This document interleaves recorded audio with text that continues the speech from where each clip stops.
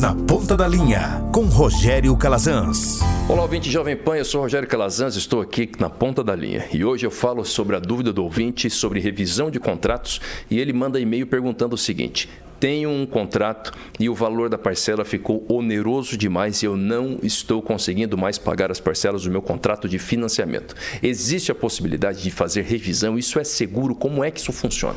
Vejam bem, primeiro eu quero fazer um alerta para que vocês, todos os consumidores, tomem muito cuidado, porque infelizmente temos muitas publicidades de revisão de contrato, mas nem todas corretas. Muitas empresas fazem corretamente a revisão dos contratos, mas muitas, infelizmente, acabam se aproveitando da vulnerabilidade do consumidor em um momento de dificuldade financeira, acabam cobrando valores exorbitantes de início e nem sempre conseguem oferecer o resultado, até porque quando se trata de demanda judicial, nenhuma ação judicial ela é 100% ganha, nenhuma negociação é 100% ganha, então não se pode fazer publicidade nesse tipo de situação dizendo que a solução necessariamente virá, que é 100% garantido. Isso se trata de uma publicidade enganosa, porque está induzindo o consumidor a erro. Então tome bastante cuidado. Ainda assim, o direito à revisão ele existe. O Código Civil brasileiro, independente do Código de Defesa do Consumidor,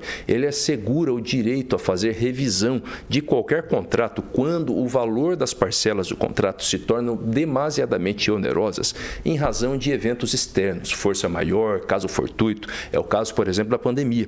Se então, no seu caso, você ouvinte, perdeu o emprego, consegue comprovar que em razão da pandemia a sua situação econômica ela ficou diferente do momento da contratação, então um contrato que foi feito antes do início da pandemia e depois por conta da pandemia você comprova que teve perda de ganhos, perda de rendimentos, ou seja, uma situação anormal, uma situação que fugiu do controle, que não é da sua responsabilidade, tornou a sua condição econômica de modo a não permitir mais o pagamento daquele contrato, a fazer com que o valor daquelas parcelas se tornassem altas demais para o seu orçamento, você tem o direito sim a pedir a revisão desse contrato com base, tendo por fundamento a sua situação econômica. É necessário que você faça essa correlação inteira, ou seja, que você comprove de fato que, em razão de fatores externos, no caso a pandemia,